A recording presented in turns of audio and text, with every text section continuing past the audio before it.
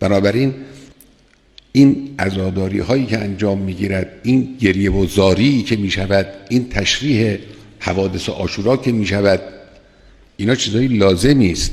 یه عده نیان خیال کنن در موضع تفکر روشنفکری مثلا بگن آقا اینا دیگه خب مثلا لازم نیست. نه، اینا لازمه، اینا تا آخر لازمه.